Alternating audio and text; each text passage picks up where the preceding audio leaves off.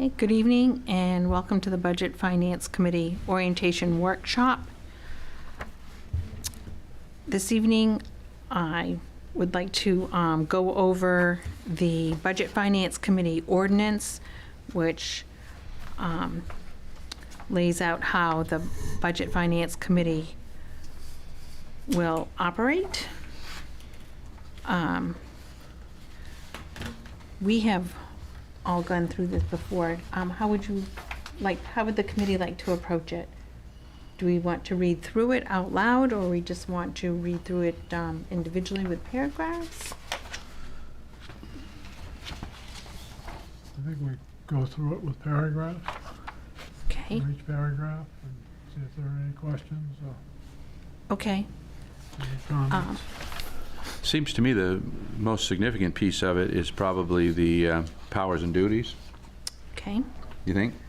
Sure. Why don't I go ahead and just read the paragraph, and then we'll decide if we want to Okay. discuss it? Yep. Does that sound okay, Don? Sounds good to me. yeah. Okay. Section 5, Powers and Duties. The Budget and Finance Committee shall have the following powers and duties: to consider each article for raising, appropriating, or borrowing monies to be expended by or for the town, with opportunity for discussion with those persons proposing the same, and to make recommendations on such articles to the town meeting for which they were drawn, which shall appear on the warrant in substantially the following form. The Town Budget and Finance Committee recommends approval or disapproval. Paragraph B, to discuss with and make recommendations to the Select Board on proposals for specific expenditures. Paragraph C, to investigate and recommend to appropriate town departments the availability of federal and state and other grants, loans, guarantees, and other assistance for the town, and the types, terms, benefits, and disadvantages thereof. Paragraph D, to study and make recommendations on the general financial position, policies, and practices of the town and its departments. Paragraph E, to study and make recommendations on any proposal for payment of services or equipment by bond or note. Any such proposal, with the exception of general tax anticipation notes, which will be reviewed under Section 5D, will be accompanied by an impact statement and recommendation for rejection or approval.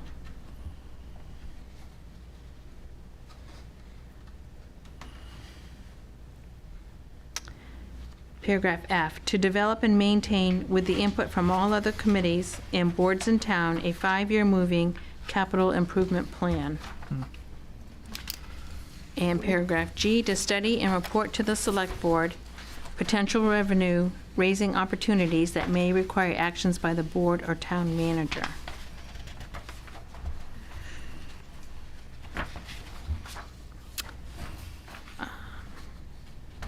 Okay, section C6 is membership, quorum, and voting.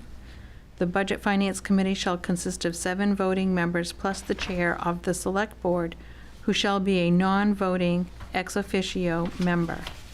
The reduction in number from 9 to 7 will occur due to attrition.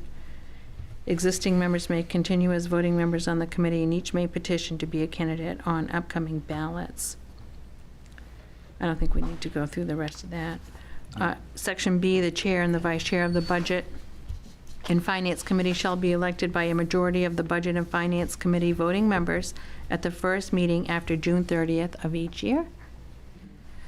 C, voting members must be residents of the town of Raymond and shall be elected annually by the town via secret ballot vote at the annual town meeting and have staggered 3-year terms.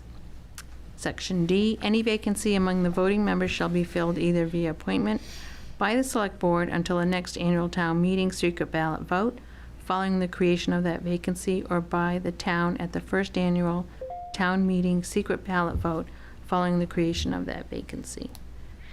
E, the Budget and Finance Committee shall officially act only in the presence of a quorum of 4 voting members. Official motions will pass only on a majority vote of all voting members of the Budget and Finance Committee, unless the Budget and Finance Committee unanimously votes to adopt other rules at the first meeting of the year after the annual meeting and agrees to utilize the revised voting procedure for the full year. No member of the Budget and Finance Committee shall vote on a budget item in which the member has an interest.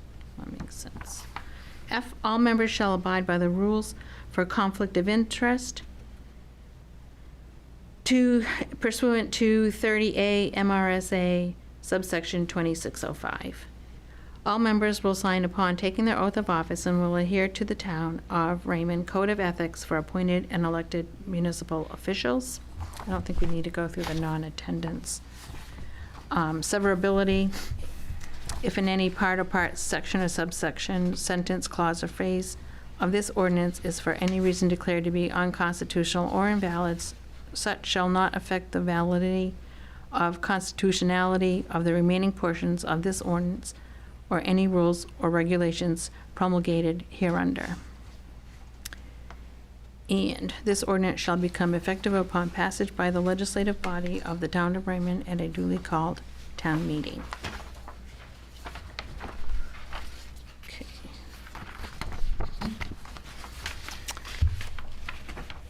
Are there any sections that anyone would like to discuss or go over or questions on? We're all good? I'm good, and I guess, despite having served for 23 years, and I was aware of this ordinance, obviously, but the Budget Committee hasn't operated as, I guess, as close to these codicils as they might have, and so I think, particularly, from B down through G, there's going to be a change in the operating procedures for the good, I think, absolutely, but it's a lot more intensive sort of interaction and study than what has been done in the past. I would agree with you, Doug. Yeah, and so the biggest thing to me was this development of the CIP, and I guess that's something you've been working on. Yes, I have. I'm very interested in putting together a document that lists all of we're going to work with the Public Works Director on our next CIP review and put together a document that lists all of the equipment and have it sorted by the age of the equipment so you can see the oldest to the newest, and put out 5 columns for the next 5 years of the budget cycle. And then what we had in the middle was the price paid when the equipment was bought. And that's the only known value that we have. And we also have the year of when the Public Works Director plans to replace that equipment. So if we take those figures and put them in the columns and sum them up, then we will have the actual estimate of probably of what we have coming in the next 5 years. And so I've requested that from the town manager, and that will be sent to us in an e-packet, but... So it'll be similar to what the fire department's always done? Exactly. That's exactly how the fire department did it. Right. And we should do that for the public works, so we're consistent across the board and can look at the summaries, because we have a lot of high expenditures coming in the next 5 to 10 years between the fire department equipment, the public works equipment, Jordan Small School coming back to the town, the comp plan moving forward. These are very high value items, and to do what we're asked to do, we need to have all of those figures. Right. Some of the other things in here I think are kind of interesting about, grants and so forth and revenue sources. That's something that the committee has never done either, and the staff does that. And so I think that's going to have to be, by design, a collaborative effort. But that's an interesting thing to see if we can uncover, opportunities that, might be available to us to supplement the budget or to apply for specific initiatives. And so that's not something that has been done either during my time. And I think that's a pretty exciting opportunity as well. Yes. So there's some good stuff in here. Yes, and I think it would be a great opportunity for us to learn how to do that. Yeah, we actually have a great person on staff with Kathy Goslin, who has done a lot of grantsmanship successfully for the town. Bruce Tupper has been very successful in that area as well. And so we have some people on staff who are good at it. That's great. So That's that's good for the exciting. town. And then as far as revenues, it's always a good idea to see if you can find additional revenues. And so we can work on that for sure, besides grants. But yeah. Although we have seen some changes in the fee schedule and other things that we've done, and, monetizing some particular, functions, some in public works, the rental equipment, whatnot. We should take a look at all that stuff in detail. But, yeah, so there's a lot of things to think about here. Okay. This document doesn't get amended much. It was 1980, 1995, and the last time was 2018, which was 6 years ago. Was there anything that you had read or thinks needs to be added or amended to this that you think that are, 2018 wasn't that long ago, but anything you Yeah. think to kind of bring us into? Not particularly, but I think as we maybe work through this new budget cycle with this thing as the guiding light as to what the committee's roles and responsibilities are, I think any kind of deficiencies might become apparent through that process. But I don't have anything offhand. I just think it's it's obviously an expansion of what's been done, and I think it's just been done by, precedent and practice, and this is actually the governing document. And I think Dennis originally dug into this when he was on the budget committee, and that was a good thing. And so obviously this should be passed out, handed out for new members, and there should be an orientation like this, including this every year. But when I came, that wasn't done, and I admit, I just went with the flow of how the committee was operating. I have a question as to how the budget committee, or if the budget committee can recommend additions to the warrant. If the budget committee feels there are things that have not been included in the warrant that might be something that the town ought to look at, or at least the select board might look at to add to the warrant, is there any way we can do that, or the committee could do that? I think under law, you can suggest most anything. You got to make sure that it's in compliance with Maine law, and, under home rule, I think you can do that. One thing I used to hear a lot about is the idea that at the town meeting, warrant articles could be reduced but not increased. And so, to me, that always seemed kind of anti-democratic. There may be some prohibition, but, I would think that democracy would work both ways. As the town meeting, the annual town meeting, of course, is the governing body of the town, like the Congress of the town. And so that'd be like telling Congress, you can only reduce budgets, you can't increase them. But that's just my thing. I think the worry is that a small group of people could come in and make a big change, but in my history in local government, 40 years, I've never seen that.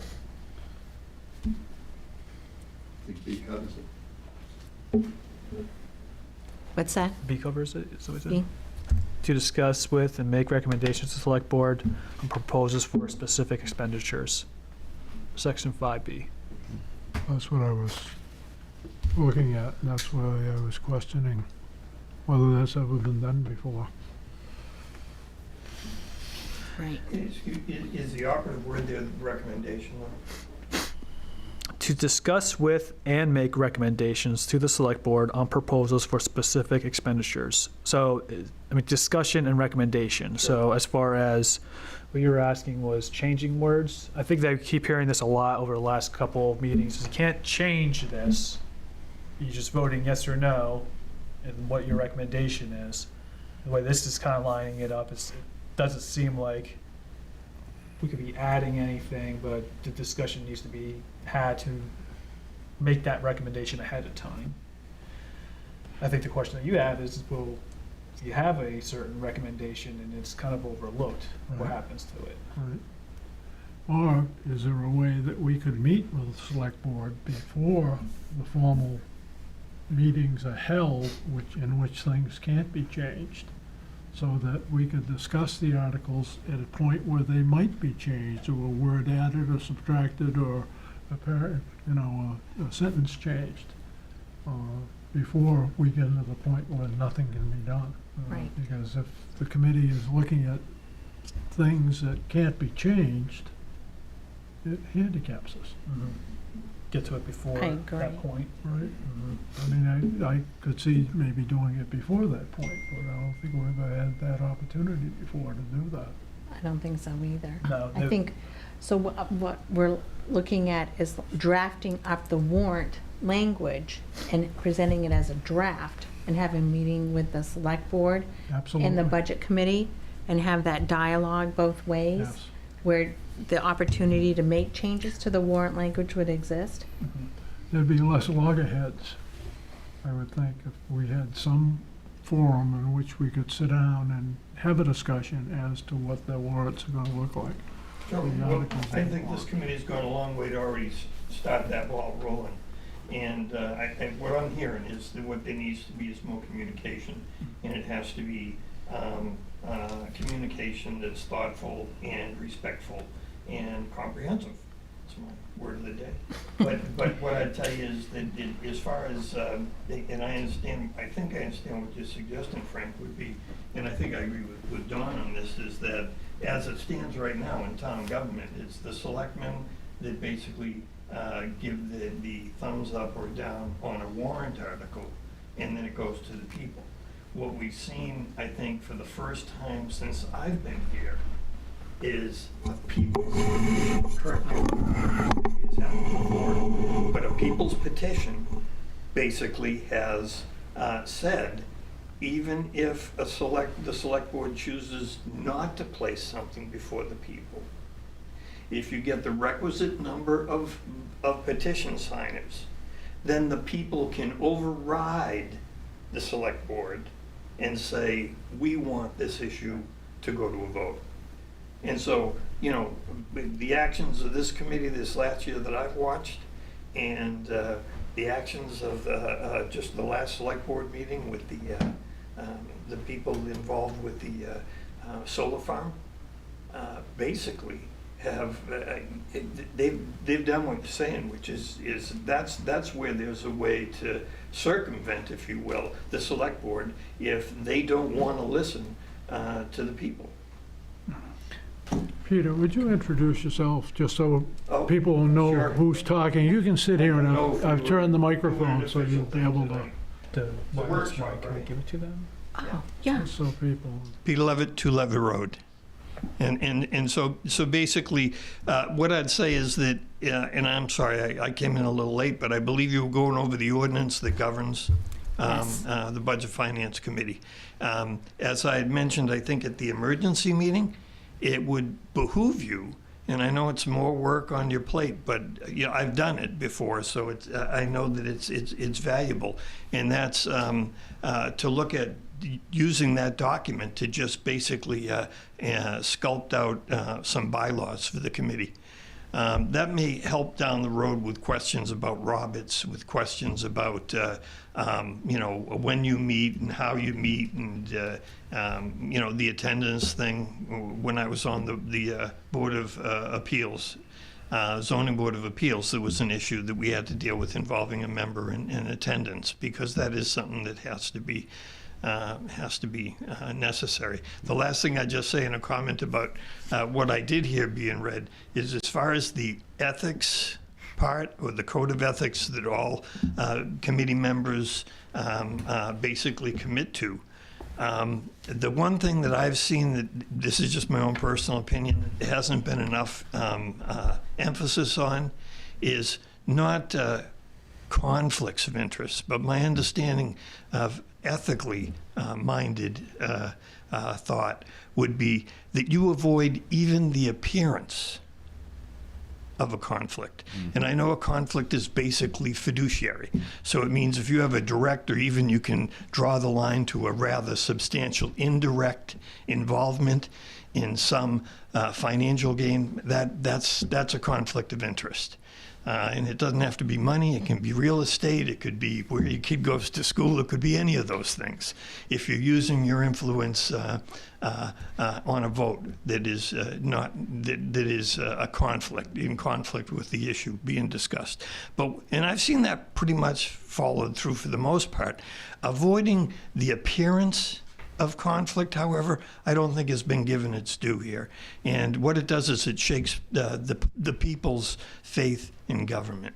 So, you know, the awarding of contracts, I know that there was a discussion at the select board meeting that someone brought up about, was it really the best thing to award Q-Team a contract in the town after they were involved in a lawsuit with the town in which clearly, from my perspective, they knew what was right and wrong there.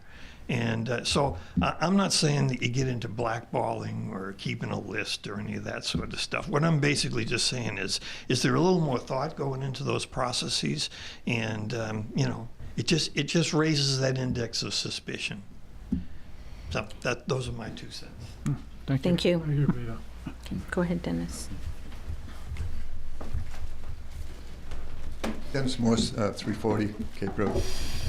Along with the research I had to do to get this ordinance and find out what our duties were when I was on your board, what I didn't find is anything that says that the select board will do the warrants. It says that we'll talk about and they will prepare it on this. But what I'm talking about as far as they would be the only ones. And let me explain where I'm going with this. Nothing makes a warrant without the select board approval. So it's redundant to say the select board approves, because we're not putting anything in for them to disapprove, as is no one else. So when this was drawn up, I think clearly what the town wanted was a separation of the financial part of it. Certainly with capital improvement programs, that's black and white. And as we learned in the last 3 years, we've yet to attain from anyone a CIP plan, an actual plan for public works. We haven't. That's a fact. And I think that why you as chair have decided that you're going to move forward with it and put out a plan that obviously looks like they empowered you to do from that town meeting. But to have a select board that doesn't allow anything on a warrant to have to say they approved it seems redundant to me. I think that's a really excellent point, and I don't know legally if this could be something to consider. More accurately, the Board of Selectmen propose. Right. They propose, and then the Budget Finance Committee, as the check and balance on the Board of Selectmen's financial authority, might approve or disapprove. And in the ordinance, it says the Budget Committee will present this at town meeting. Right. The Budget Committee Yeah. will present it. And so both of those two things, both the power to do what's really, to be involved with the policy, and the interesting thing is when it talks about the departments, and I've read this several times, but then again, I've been wrong on a few things, but it talks about the town and the departments. The town, the D, to study and make recommendations on the general financial positions, policies, practices of the town and its departments. We on the select board are the town's representatives. So this is directly saying that we have, or the Budget Committee has input on the town, which is the select board represented in the town, and the departments.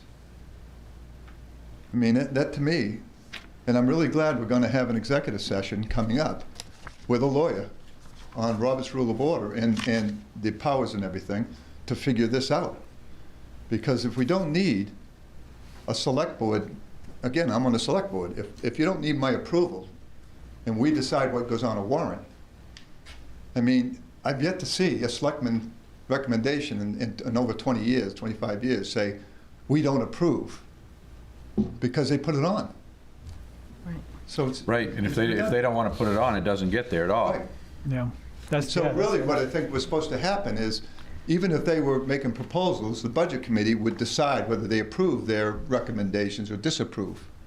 And then that would go to the body, the way I Yeah. read this. But we're going to have an attorney, and it'd be good to have it, because as it's turned out, we've requested an attorney at least twice, and we haven't been able to get an attorney to kind of interpret this. Yeah. Right. So from my opinion, for what it's worth. I think it's more than rhetorical. I think it's an excellent point. You know, the idea that they're approving something that they proposed and initiated, and if they didn't, it wouldn't be there. I mean, it's not like they're reviewing something. I mean, they do review the department budgets and make a decision. So to me, it's proposing to the townspeople, this is what we want. Right. And then if you have a regulatory body, which is what this is, you know, to pass on it in the affirmative or the negative, then that would be the recommendation you might look at, right? And I had a couple comments before Dennis got up on your comments, and First, thanks for agreeing with me. That's nice. But the first one was the circumvent the Board of Selectmen, the public. I would say that it provided an opportunity to facilitate an avenue for the public to have their voice heard, which is a nice thing, and that's what happened there. And there was another point that you made there as well. That I'm trying to recover that now, but well, perhaps it'll come to me. But anyway, that was to me that was an important point.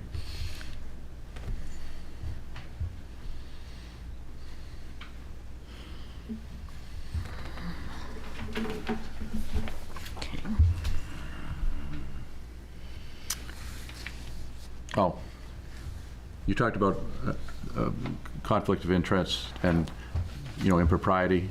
So there's an old adage in public administration and public life, the appearance of impropriety or, conflict of interest equals it. So if it looks bad, it is bad. And so you want to try to always avoid that. Appearance of impropriety is impropriety. In the public's eye.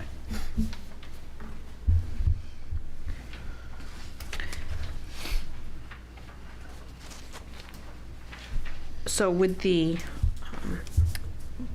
Budget Finance Committee be interested in working with the Select Board to clarify some of these paragraphs on how this works and to make some changes to it? To the Budget Finance Committee ordinance or to the Select Board ordinance?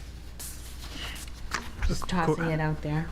According to this document, that's what we're supposed to do. The way I'm reading it is that our say and represent the town, that there needs to be, just like Dennis was saying, there needs to be more than just, hey, we're going to put this on. But actually, you have made a very good point, too. It's more than just like, this is what we're going to put on. But at the same time, the flip side is, this is what we're not going to put on. I think it's very much like that. It's funny that you said that because it popped in my head. Like, yeah, I never really thought about that. Of course, they're going to put on there what they will want, but. Yeah, I didn't think of it. Dennis did. But it's absolutely right, though.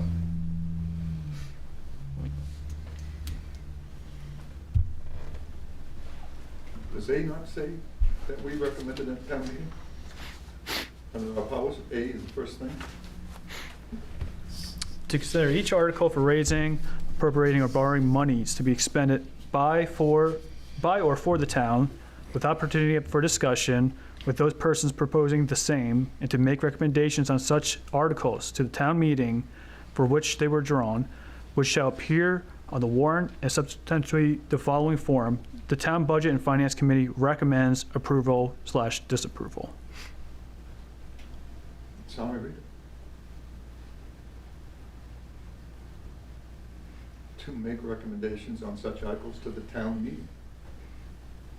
That's you.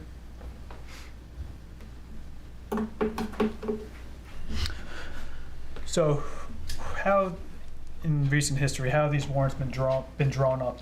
Is there an attorney who's drawing them up, or is it just No. come to language? No, unless it's something like, that requires bond counsel, like that bond language came through the bond counsel. If it's something highly technical in the land use area, then the land use attorneys would probably be involved. It'd be a complex article. Most of the articles, however, are standard articles you see year to year.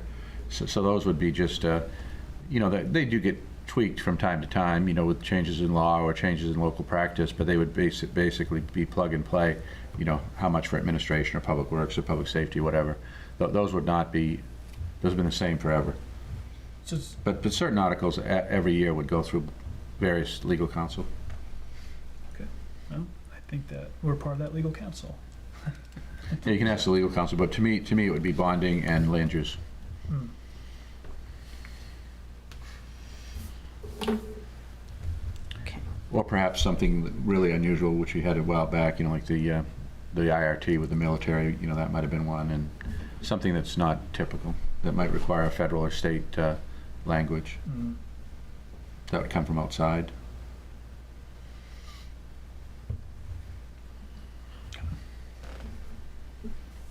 I'm just trying to think of, would there be a case where the Budget Committee has a warrant article that they would like to see and propose it to the Select Board? Sprinkling the building.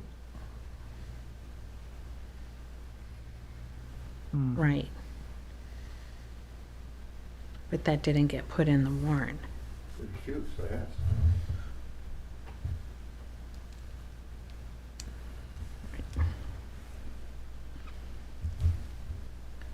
That's another reason why we should have that meeting ahead of time of the select board as the warrant is being drawn up, so that we're at the table. If there are things that we feel that should be added or changed or whatever, it can be considered.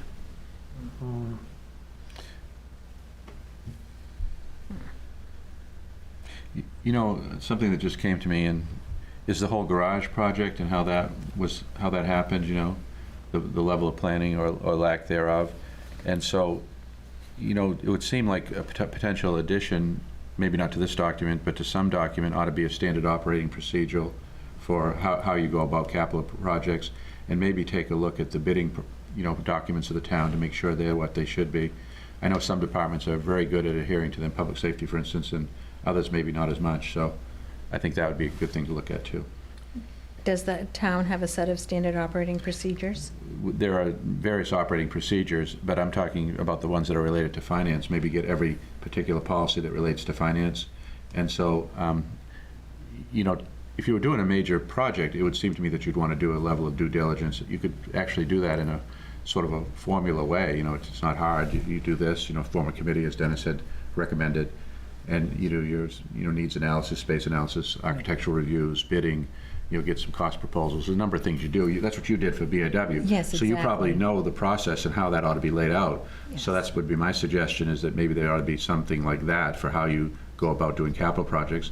And then to look at the current bid policy, which I haven't looked at for a while, and I know that it was made more liberal under the, not this finance director, but two before. And she did that because of the, you know, that some departments were following it, you know, in a very precise way, and others not very well at all. And so that seemed to be the idea of making it a more, I don't want to use the word loose, but a more non-structured sort of document was done. To me, it would probably be reasonable to look at that and say, can we put in boundaries, gate posts that work for the town and work for all the departments but are specific? That's what I would do. Going back to the warrants too, at the last select meeting, a young lady who's very involved in solar had mentioned that a lot of people went and they voted that Tuesday, and they thought they were voting for something to do with the solar, and then turns out it wasn't what they thought it was. I think the language is very confusing for a lot of people, and I think that us having the ability to look this over, because I mean, I voted on this thing twice. First time we made a recommendation, and then the second time was at the actual voting on Yeah. Tuesday. And this, I mean, most of that stuff, I've seen it twice, so I already know going in. But if you haven't seen this and you're looking through this, it's a lot of language. That goes back to a point that Dennis made in a big way, you know, this year, and that is the annual town meeting. If you did this in an open public town meeting, which I'm not sure how many years you've lived in town, but, you know, for years, for decades, you know, that's the way the town did it. That's how most towns do it, an open annual town meeting. And so that's where you'd get that explanation that you're talking about and details. I do Yes. agree with that. Yeah, I know. And you'd have an ability to debate it. Right.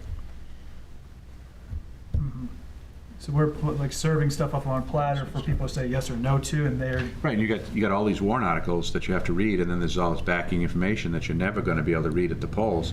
So the idea, and I do agree with the notion that more voters is more democracy, but it may be less well-informed voters if they can't read these voluminous documents in advance. Right. And I worked at the election, and there were several people that came up and asked for the documents to be able to read them at the polls. So- Dennis? Dennis Morris, 340 Cape. One of the things I kept ringing in my head through the last budget process was 2 years ago, there was 3.5 put in, plus $1 million for the pickleball court. That kind of happened at the very last meeting of the Budget and Finance Committee, and it came back as a warrant, and then we couldn't do anything about it. And then it was pulled off. For whatever reason, the 3.5 didn't seem to work, but obviously the next year we knew it was because it was 6.2, not 3.5. And 150,000 was put in for the money without really any discussion except to vote for that warrant up or down. Again, it didn't go through the Budget Committee, it came back from the Select Board. So my feelings were that whole year when I decided to read and find out what our powers were, was perhaps one line that said, anything that goes to bond or out for over $1 million should have a special town meeting or a public meeting to discuss that. You know, that would eliminate what took place with this whole process, because it went from 2.5 to 3.5 to 150,000 to study, of which $62,000, I think, if I quoted him right, was spent so far. 62,000 out of 150, I think is what he said. Maybe that's what's left. I don't know. There was a lot going on. But either way, the reality is, when you get to the point where you spend it $1 million, $2 million, 6.2 with interest of 8.1, that should be an automatic public town meeting or special town meeting. And I think you made a very good suggestion as our chair of how to slow the process down and get it done, because the Public Works Director never said it was an emergency. It just seemed like it was an emergency with all the changes to everything.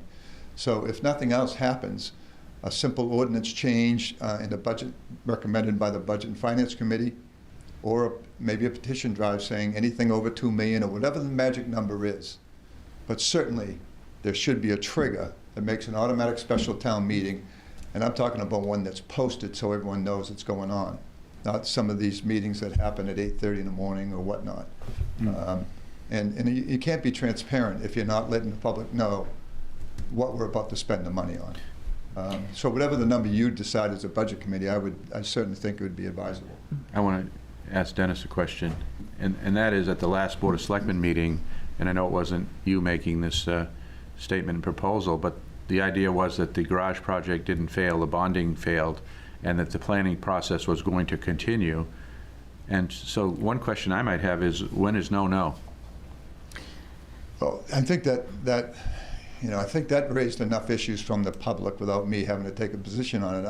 I tried to say, again, in the... I know you weren't saying that. I think that they failed, not just because they didn't follow any kind of practice that we had done in the past, which is standard even in BIW and private industry, but it failed because the public felt left out. And I know when I did my group meetings, everyone wanted to know what was going on and why have we been so isolated from what's going on with this. And there wasn't a chance. But we had a special town meeting for the band, which was less than $1 million, but not one for 6.2. And I find it ironic. And there's either something here that, and I don't want to undermine a group I'm on, because I'd rather have the financial part separated from the Select Board if I had my way. And I actually believe, my opinion only, that I saw more wisdom out of the Budget Committee, lacking me, just the people that I didn't know you, Karen. I didn't know Deanna. I didn't know you, Sean. I mean, I didn't know anyone, but I heard a lot of common sense from a public point of view, a citizen's point of view, than what I heard through that budget process. And so, I mean, I think that until the public gets what they want, which is transparency on what's wrong with the other 7 bays. Dave Brown said that it was maintenance. I read it, and the summary seemed to be maintenance. They didn't condemn the building. And so if you've got a Public Works Director saying that he wants 4 bays of storage, and we've got 7 bays right now, then there's got to be something for the public to understand why we're doing it. And that's all. Just the transparency would really... I was shocked at the numbers myself, because I didn't run around talking about the facility. I ran around talking about transparency, and I still believe it, big time. Yeah, I don't know if you saw that meeting? Yeah, I meeting? did. I had to get up there and say that the way I heard it was, exactly what you said. The building didn't fail, just to plan to bond it. We're gonna find a different way to do this thing. And I stood up there, I said, that's pretty unpopular, very unpopular. And then I got down and a young lady came up and she said, yeah, am I hearing the same thing? And they said, oh, no, we never do that. So either they were misspeaking or a person of the public echoed what I was saying, and then they realized again how unpopular it was. But my opinion on that was that you need to show the people why we need this. There was never, as a budget finance committee, we were never shown any of that stuff. And a comment was made, well, that came out the same day that you were voting on it. Well, it was never given to us. And even if it did, do you think a day is enough time to look over that and make a decision on that? So if I can't speak on it about the reasons why we need it as a budget finance committee, how am I supposed to explain to the rest of the town this is what we need? So, yeah, I think that we've been dealing with this issue for 2 years.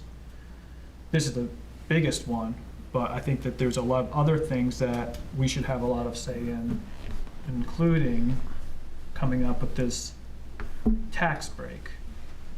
You know, the finances that we're receiving back from the violation. And that's something I think that we have every right to make recommendations on. And I think that we need to make recommendations on that. I agree. How do we get back to the point where we made through this process that the process was not done? And that we truly believe, and I think the committee said this, that you cannot do this type of project without going through the process. It seems to me at the last selectmen's meeting, they said they didn't want to go through the process.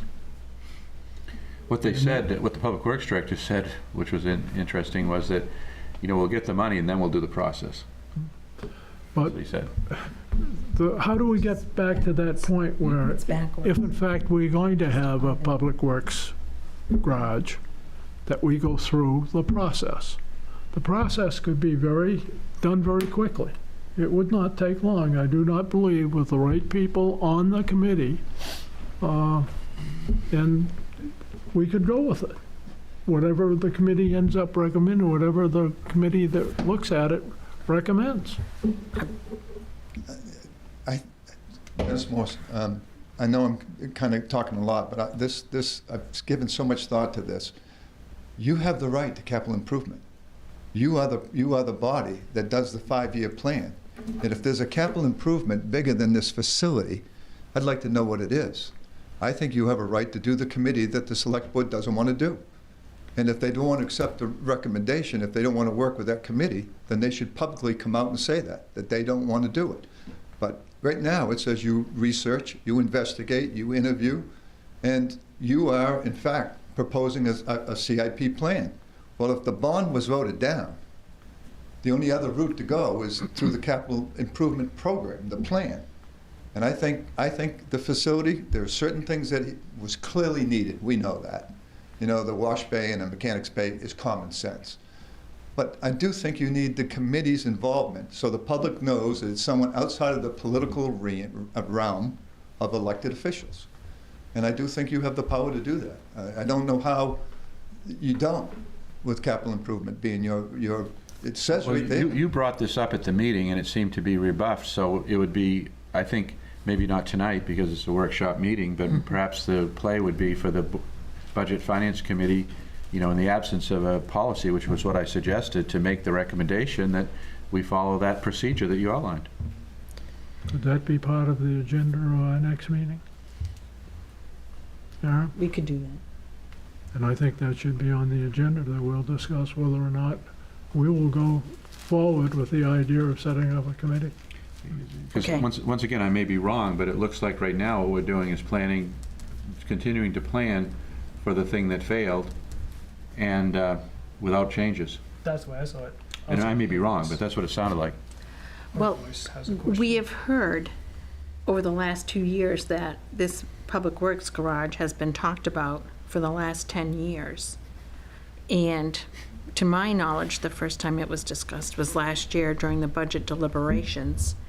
And then at the last select board meeting, we heard that there's a separation between the town has already voted on the Public Works garage, and what was turned down was the funding of the project. And honestly, I cannot remember voting for a Public Works garage Yeah, in no, recent there was no memory. vote for the Public Works garage, but the other thing that would be interesting, I think should be requested, is for a 10-year history of, the various planning functions that occurred, the engineering, space analysis, all the different things that were done. And I was here, so I think it's going to be a short list over 10 years. Okay. So, but I think that we have to ask for that, because that's what was said, was that it's been planned for 8 to 10 years. And so I don't know what planning means exactly, but if you ask for the details of the planning, then we'll know. Yes, okay. Our vice chair had her hand up. Oh, I'm sorry. Deanna, hi. Hi guys, sorry, I've been writing as we go, so this is great. I have a couple of things. I looked up the Citizens Guide in Maine regarding warrants, because I was like, we've been talking about this, and it says that we can definitely come up with the ideas and give them to the select board so that they can decide if they're going to put it on a warrant. So I think what we're doing right now is great, because we're preparing it so that we can give to the select board so that they can decide about the warrant. If it says, according to state law, we can always do a petition if they don't want to put it on the warrant, but it needs to be signed by the number of registered town voters equal to at least 10% of the number of votes cast for governor in the last election. I mean, I'm sure that our town would know more about that, but I'm just reading it from a citizen's guide, almost like a cheat sheet on how to do that. Going to talking about the town meetings, I think it's a great idea if we had one. And I think that what would be important, because before I ever was on this committee, I didn't really know too much about the town meetings. But now we have that marquee. I mean, I know we've been utilizing it. I think if we placed it on there and also stated that it would be recorded and available for people to view at raymond.org, I think that would be huge, or the address that we have, because people might not be able to attend. But if we say we're going to be discussing warrants and what people will be voting on, I think more people might be involved. That's sort of what I had. Yeah. Peter, what is that? Okay, Peter, I have a couple things I want to say. Peter Levitt, 2 Levitt Road. What I'm hearing, though, and what I understand is, I'll just give you a brief example, and correct me if I'm wrong. Any citizen can propose to the select board a warrant article, right? So, I mean, that includes everyone on this committee right now. In February, I went to a planning board meeting as a private citizen. Code enforcement officer was there. The code enforcement officer's task annually is to bring before the planning board his proposals, or proposals he's received from the citizens of the town, as to what ordinances they would like to have, and to ask the select board through the planning board to place it on the warrant. One of the points that I brought up was the fact that the accessory dwelling units and the policy for them, what the planning board had done was basically assigned arbitrarily 700 square feet. And I just thought that was a little impractical. I looked at some model ordinances from other municipalities, and I proposed to the at that time code enforcement officer, chief code enforcement officer, I really think this should be increased to like $1,250. That makes it more practical for a starter home, or for an elderly couple to move in and free up their 3-bedroom, 2-bath colonial. So the bottom line is, I proposed that to the code enforcement officer, that brought it up at the February meeting to the planning board, and the planning board then formulated an ordinance and sent it to the select board, and the select board approved it to be put on the warrant, and at the election, it got voted in. as an ordinance change. So I guess what I'm just saying is that a lot of the stuff you're talking about is absolutely great as far as participative. We need more of the public. We need more of someone who's going to be riled up enough to circulate a petition to say, we don't believe you're hearing us. So we have a route to change that. We have a mechanism. You know, in the legalese, it's always, you know, well, what's the remedy? Well, there's a remedy for a lot of what's happening with our warrant, and I couldn't agree more. One of them is to get back to an in-person town meeting. And I'm a firm believer in that, and I was able to experience it, as some of you have, when I first came in the community in '85. You know, there were certainly the resident curmudgeons from the town that would get up to that mic. But boy, you know, I mean, they proposed things that got people buzzing and talking and asking more questions, and it was a little bit clearer. And as far as the language of warrants goes, I think that there's been a history in this town government whereby what happens is that phraseology or loopholes, you know, so are used rather than, you know, what's the intent of the particular discussion.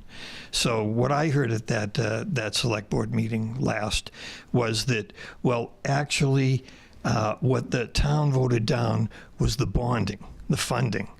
They didn't really vote down the building, and you're all absolutely right. That's because nobody has asked them if they want a building. And what we've been told is that, oh, they've wanted a building for a decade or more. That may be true, but wanting and what the community wants are two different things. You know, so the employees may want the building. The truck drivers may want the building. Some of the people in town may want the building. We don't know that. We haven't asked them. So I applaud you what you're trying to do here as far as, and I think you already started it. Personally, I think that just by your actions, that what I considered before the noise started about the Public Works garage was that, well, this will be like a lot of the other things. It's just going to go on a referendum and it's going to be voted in, and that's that. And I believe that it changed. It changed with, I believe, this board setting a precedent of saying, we do not recommend. And when your discussion before and in the ordinance about recommendation, and then of course it goes to the select board for a decision as to whether it makes it on the warrant or not, there is a function here that you were involved with, which is the select board recommends, and the Budget Finance Committee does not recommend. So there is actually a mechanism now that exists. I'm not saying that it shouldn't be that but this body can't put together a recommendation for a warrant article and submit it to the select board. But I think we can do that as private citizens as well. Okay, great. Thank you. I'm not familiar with, has the town of Raymond held public hearings in the past on certain topics? I don't know what Well, would... that's another good question. I mean, if you're going to do something by a, secret ballot, and I think normally you would hold a public hearing, which would be an opportunity to have a back and forth with the community over the details. You'd have a public presentation, something of this magnitude, an $8.1 million facility. You would hold a public hearing and have the engineers and other consultants, the town staff, members of the governing body, if they had information that they thought was helpful and wanted to share. You'd have that presentation, and then the public would have an opportunity to ask questions, and then you'd go to a secret ballot. And you could do that as a hybrid. You could have a afternoon meeting in which all of the articles were discussed, everybody had a chance to have their say.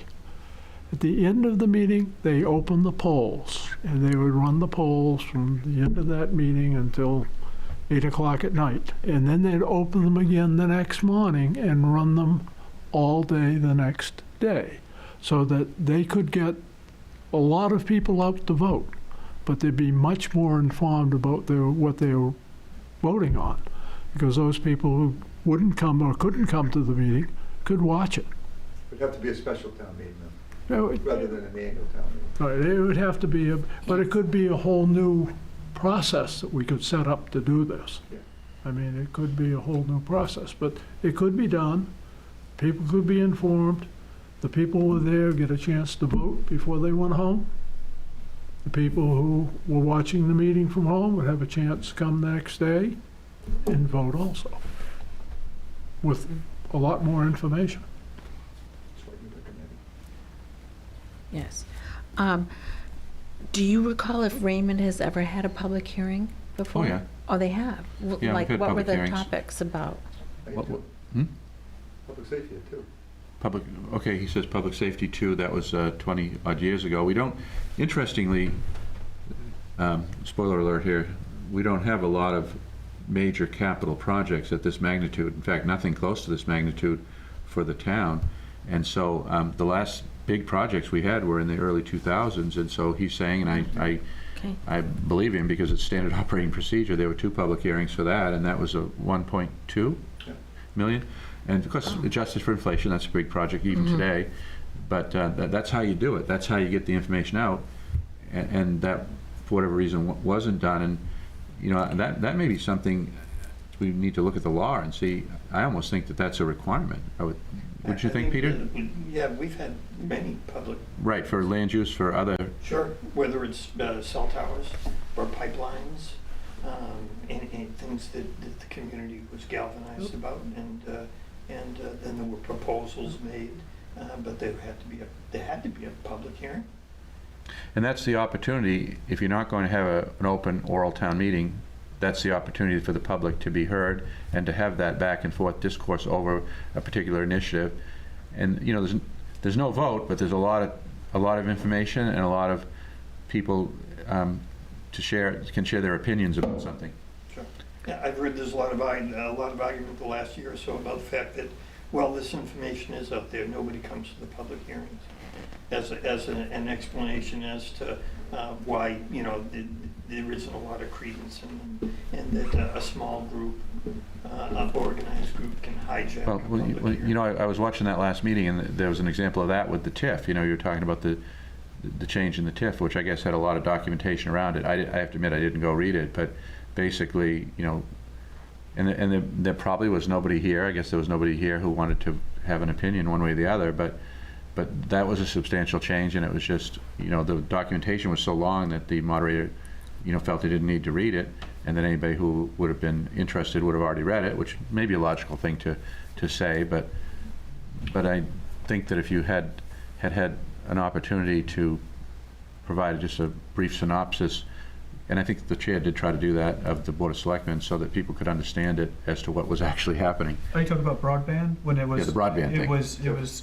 commented that this is too long, I'm not gonna read it. Right. Right, but I think Rolf did try to explain it, though. Somewhat. Little synopsis. I think everybody that was there already knew what it was about. Going back to transparency stuff, everybody that was there was gonna vote yes on it.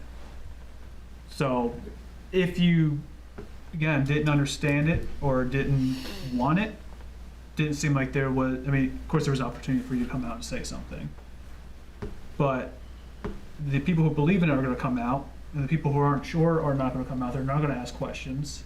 So, I mean, and then just the throwaway statement basically of, this is too long. Everybody that was there was gonna vote yes on it. We'd already had one meeting. Yeah. The one didn't count. Well, I think the way, by the way, to get, this is interesting, it's kind of a chicken egg thing, but I think the way to get public participation and involvement and, you know, debate and discussion about these major communications initiatives is to promote communications and to give people an opportunity. And when you have more communications about things, evidence enough is this last run for, you know, the Board of Selectmen. I think there was a lot of information out there for people on both sides to be able to look at and make an evaluation as to how they felt about some of the issues. And so that's the purpose of having these meetings Exactly. and having these discussions and explanations. I think you're absolutely right. In the absence of, any information, you're going to see the proponents, and, people aren't going to understand it, and it's probably going to pass. Yeah, I guess just Peter Lever, Two Lever Road. What I'd tell you is that as far as the TIF issue is concerned, just as an explanation underlying this, is that it was voted on twice. It had to be voted a second time because it didn't meet the 10-day rule for notice. For any public meeting. It has to be in a periodical, radio, and all that good stuff. That's the main open meeting laws. So you've got to post notice, and it wasn't done in time for whatever reason. Either the newspaper didn't get it, or they made the error, we made the error. Whatever happened is it wasn't posted. So they had to go back and dot their I and cross their T. I was at the first meeting. I voted for it. Basically, what it was saying is that the TIF district. The language when we first got that TIF district established said you could use TIF money within the TIF in order to develop broadband. What the select board hit upon was, can we use TIF money for broadband throughout the municipality? And what the lawyers said, I believe, was, well, you're going to have a hearing and a special town meeting where you vote in order for the voters to approve the change in that language to include the TIF money can be used for broadband throughout Raymond. So that's what it basically was. So, but the explanation was basically that there's reams and reams and explanations about TIFs in the state of Maine. And I think unless you really are an attorney, it'd be hard to understand all of it. But that's what it kind of boiled down to me. But so it was like, well, sure, why don't we do that? Because I'm a proponent of the broadband, I wanted to see an improvement. What isn't made clear, despite the best efforts, I think, of some of the people in town, is the fact that it kept getting. I talked to people at the polls this month that were absolutely saying, so we're going to get this broadband, and then I'm going to be able to change my Time Warner contract. Well, no, because really this was proposed just for the municipality. There's a potential of expanding it down the road. But once again, how much of that information gets out there? How informed is the voter? And so I agree wholeheartedly. More public hearings, even not more public hearings, but better attended public hearings or better attended meetings. And the way to start, and I think has been discussed at least in some quarters, is that if you want people to come to town meeting again, provide daycare. Have people bring some snacks. Make it at a time that is friendly for all demographics. Don't have your select board meetings at 5:30. Don't have public hearings at 8:30. Yeah. Another thing that occurs to me is we've got the Roadrunner, the insert once a month, and I'm not downing the idea of like reminding people of the dog licenses or swim lessons. That's all good stuff. But maybe around election time there could be a block that says here, like the broadband initiative or the public works garage, a synopsis of what we're doing, and use that avenue. Use every communication avenue the town has. We have social media, we have the signboards, we have the website, we have the Roadrunner. So all those vehicles could be used as communication and transparency methods. The Roadrunner in the paper is nice because you find out a few things. You're absolutely right, Don. But we could have the old Roadrunner again, and it could be an email. I mean, what a better way if you put out a 6 or 8 or 10-page Roadrunner once a month, and it went to everybody who would sign up to get it by email. And then we could have an ongoing discussion throughout the entire community about a lot of the issues that we're looking at through the whole process. People are informed if they get something that they can understand, can read, and can discuss with their neighbors. And it would not cost that much to do an emailed Roadrunner. That's an excellent idea. The reason the multi-page Roadrunner, and sometimes it ran to 18, 20 pages, you know, the reason that went away was the cost of the publication, but with the, you know, electronic communications, it's just the staff time. Now, people don't realize the Roadrunner was put out by the school. The school did the Roadrunner. Well, in the very beginning, right? Well, it did it for many years. That was a. Well, when that was I a came product here, of the it was a school. collaboration between the town and school. Yeah, we collaborated, but the school did most of the work for it. Right. And it could be done again. I mean, you might have to have somebody at town hall whose job was to put it together. You have that now. You have a person who puts it together, and the problem that they tell me is that they don't have space enough for everything they want to do. So if it was electronic, space wouldn't be an issue. You got the person, the communications person, Melissa, who can put it together. You have the department heads and other town employees who can write the articles. It could be as brief or as lengthy as you like it to be, and as you say, an email listserv, and off it goes. And every nonprofit organization in town could be putting information in there for the people. Yeah. Communication's the name of the game. It has always been. And the thing is, we've lost the ability to communicate with each other. Not all technology is bad. Back to your point, though. I think it was your point about the recommendation. That was communication. I mean, I agree with you. If that had been a positive recommendation, I thought it was going to pass. I thought it might pass even the way it was because of warrant fatigue. It was just so long, you know. Okay, Deanna, we'll go with Deanna. Thank you. And I'm so glad that you mentioned the warrant fatigue, Dawn, because you had mentioned about having some of that information being brief or more extensive if we did the Roadrunner. I think that for some of these articles, if we did brief synopses and do it like throughout a few months, people are going to be more receptive to that than seeing 15 pages of warrant article versus if we broke it down to a couple each time, because then that gets them more information, they can absorb it and then move on to the next ones or ask questions. Absolutely.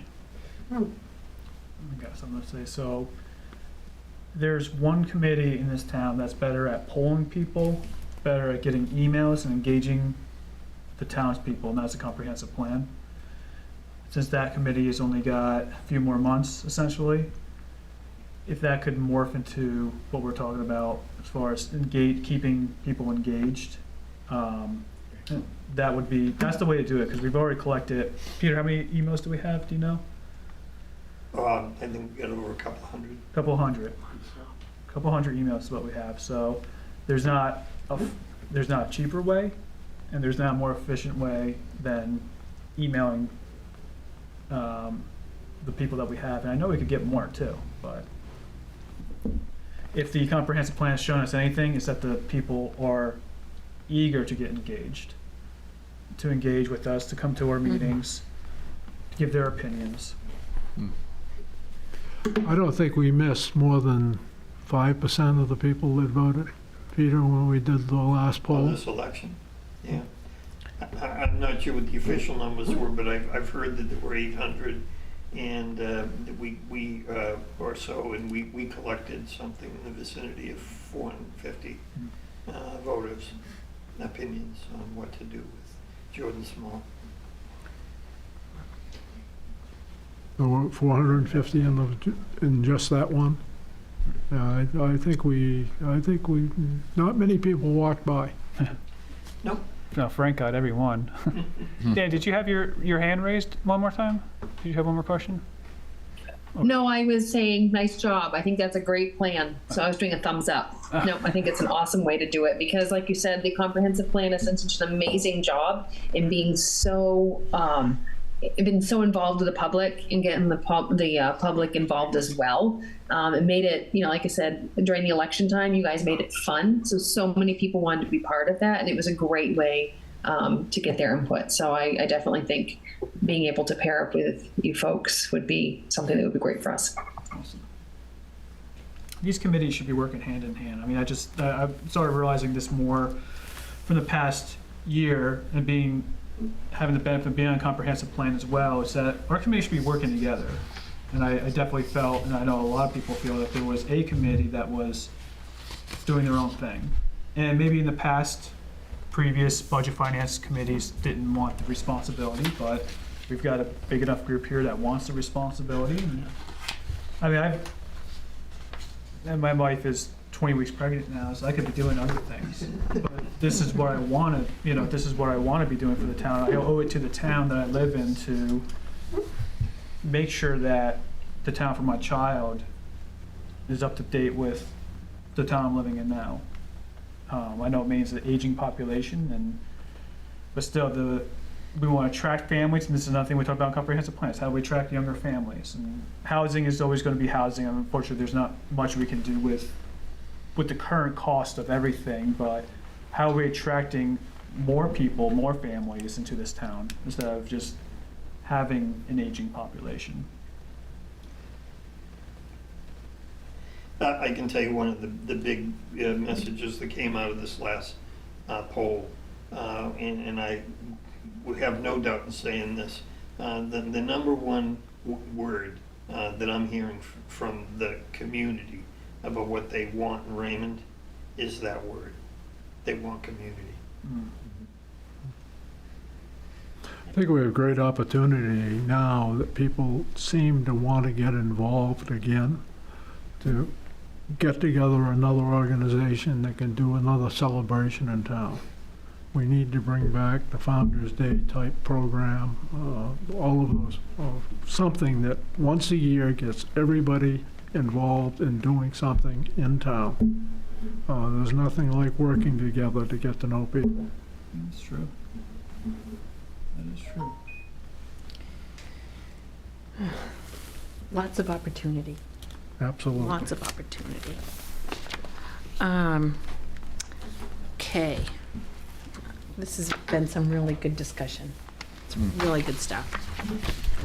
Cliff, anything to say? Welcome aboard.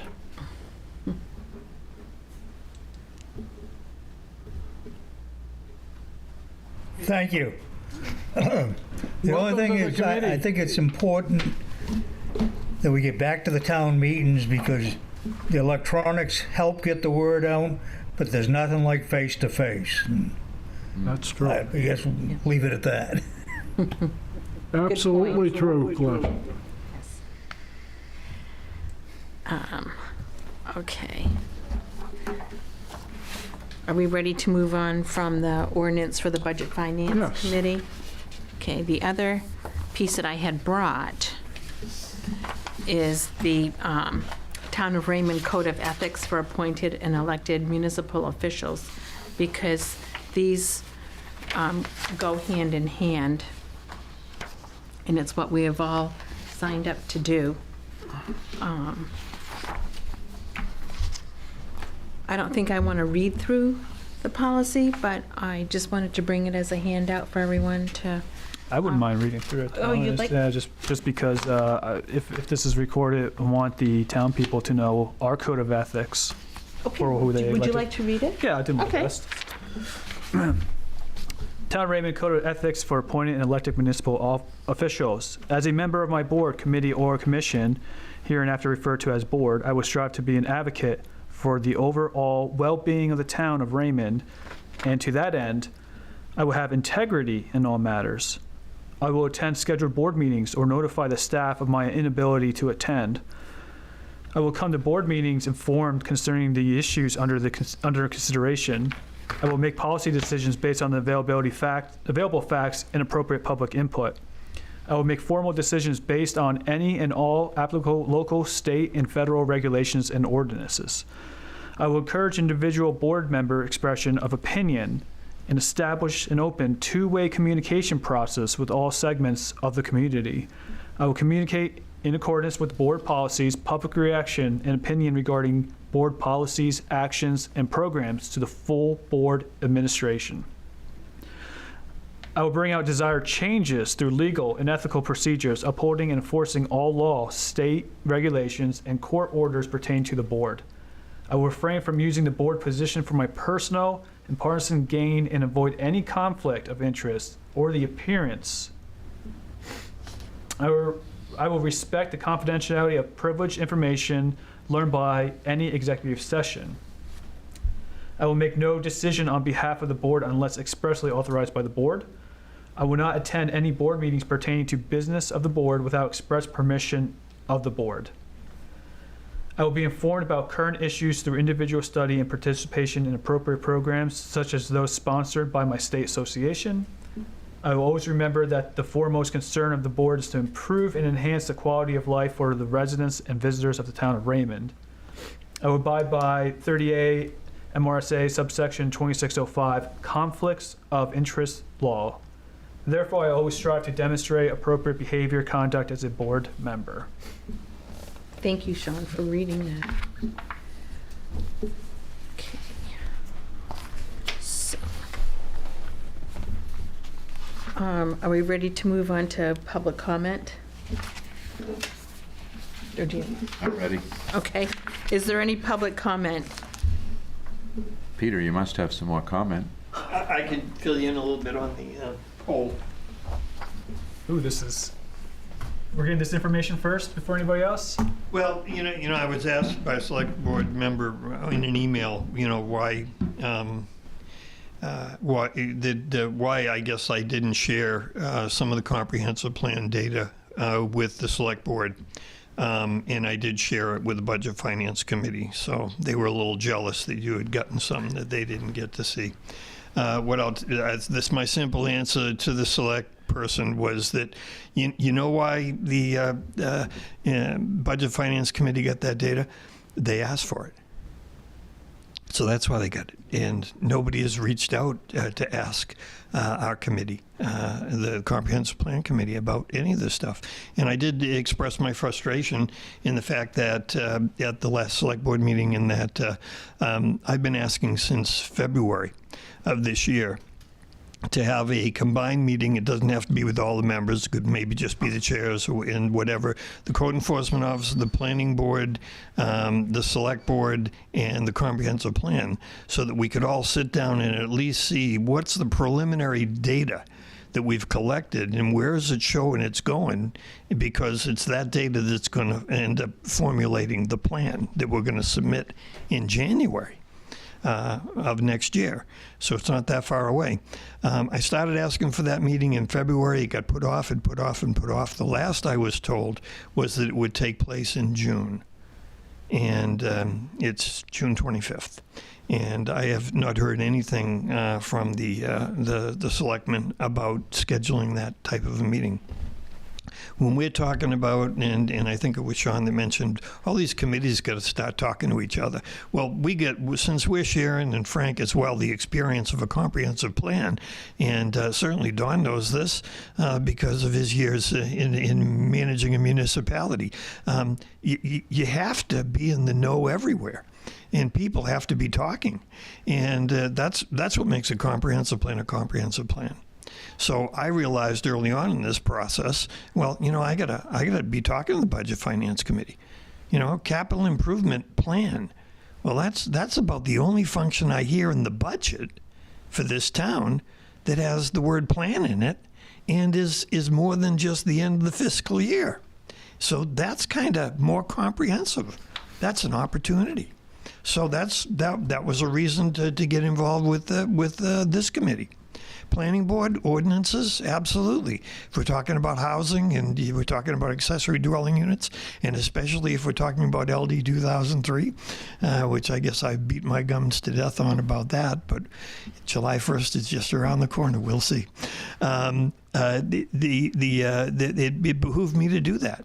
As part of the comprehensive plan, what we did is not allow the consultants to do the department head interviews like they had done in 2004. What we did is we interviewed those department heads ourselves. amazing amount of information that came out of that. So I guess really the only major group that the comprehensive plan has not been involved with is the selectmen. And I hate to be sounding like I'm anti-select board, because I'm not. But what I need to see is more of an involvement at that level, and for them to take the leadership responsibility of coordinating all these other committees. So that we're all on the same page and we're all working towards the same ends. Anyway, I said the rough blush was about 800. That's based on, the only knowledge I have is, because I haven't seen any hard data, it may be out there, but I haven't seen it, that my wife ran for a position and she got 600 votes. So there were at least 600 people that went through there. And I believe she was told she got 600 of the 800 that were cast. So as that is a rough guesstimate, you know, I figured I was there for most of the day. I know Frank and Sean were there at the elections as well. But I think I put in about 7 hours there. So I got a pretty good sense of what was, well, you know, how many people were coming through there. And although Kayla hasn't quite finished doing her count, and I certainly understand that, that's a lot of little puffy balls to count. The top three, what we did is we had 5 choices to what would be your 3 most high priority uses for Jordan Small when it comes back to the town. And we gave them 5 to choose 3. And then we also had a 6th category, which was other, where it wasn't a puffball, but you could just fill out a slip and drop it in a jar.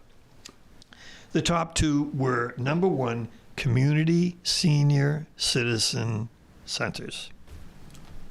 That got the most votes for what to do with Jordan Small. The second one was town offices. So that just gives a first blush. I would think that that's important information for you guys looking at capital improvement down the road in the planning, a 5-year plan, because that facility coming back to the town will happen within the 5-year CIP. The others were library, recreation, and daycare.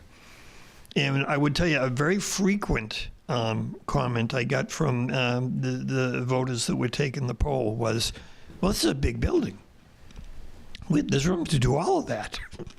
And, you know, I would insert my caveat every once in a while and say, well, yes, but there's a price tag associated with all of these. There's going to be renovations. You know, school classrooms don't necessarily convert into office space very easily. And some of the things are kind of a given. What I would tell individuals is say, well, what do you mean by recreation? Well, I said, well, we're standing in a beautiful gym. You know, it would be hard to believe that we would take that space and reconfigure it into something other than recreation. It wouldn't make much sense. Similarly, there's already a library that exists there. So some of those things are almost a given. But my answer to those individuals is yes. There is enough room to do all of those things. And maybe even more in this facility.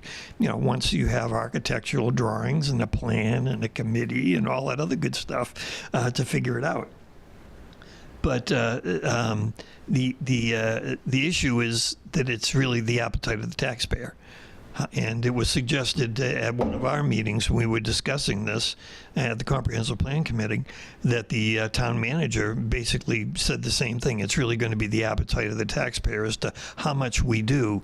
And she suggested that it would quite possibly go forward in stages. In other words, rather than trying to do everything all at once, that we would do, you know, the highest priority of the easiest conversion first, that sort of a thing. But once again, that's all involved with the planning and what the appetite of the taxpayer is. It will not surprise you that under the other, the highest write-in for the use of Jordan Small School was school. And given the vote in the town regarding, you know, keeping Jordan Small active as a school was significant, that really didn't surprise us. What I will tell you is that I don't know exactly how that would happen, but I'm not saying it wouldn't happen. So it is interesting that if nothing else, it validates the poll. People had an opportunity to say things, even if it might not be one of the most common things that's on people's lips. If they just feel like, we really should have kept Jordan small as a school, they had the ability to do it. I know this wasn't what they meant. They were talking about keeping the kids here, but was there a question, and I probably should know this, but I don't remember it, about adult education, adult enrichment, adult education? Yeah, I think, John, we've talked about all those things in committee, and it's interesting that it really comes down to these being very broad categories, but certainly there'd be time to drill down to that. But yeah, when they say town offices and recreation, does it also mean that the recreation director gets office space there? Well, it would seem to make sense that would happen. But once again, it all depends on what the taxpayers get an appetite for.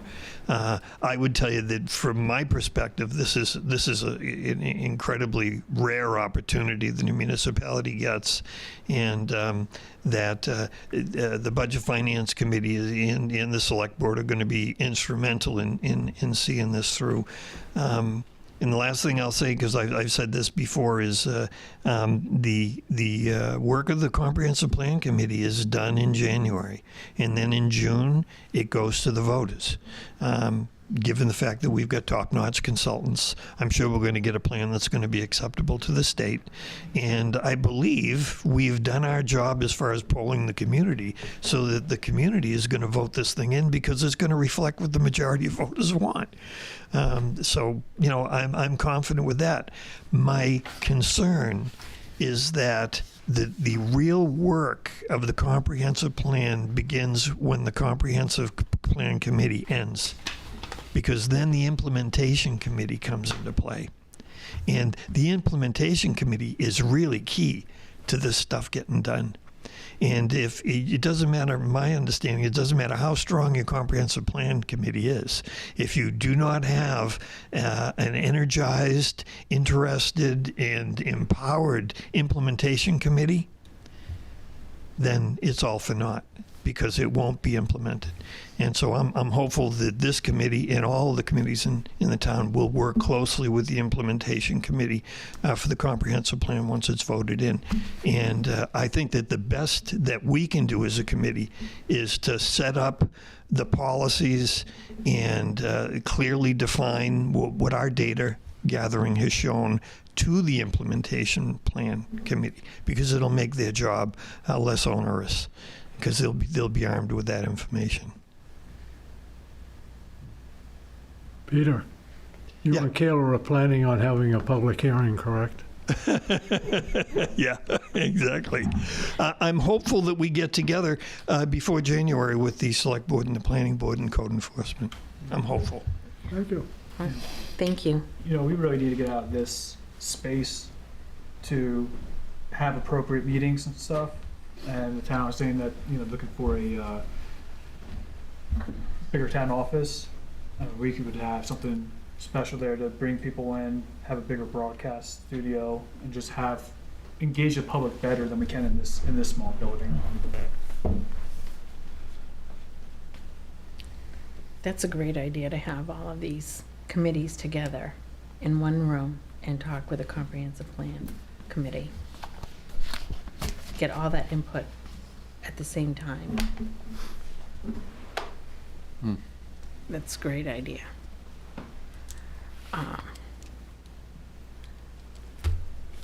Great meeting, I think. Yes, I think so too. Yeah. We covered a lot of ground. Any Budget Finance Committee comments? From our Zoom customers to people in the room? Good Everybody's meeting. all set? I said what I wanted to say. Okay, thank you. Thank you all for being here tonight, and we are adjourned. Great.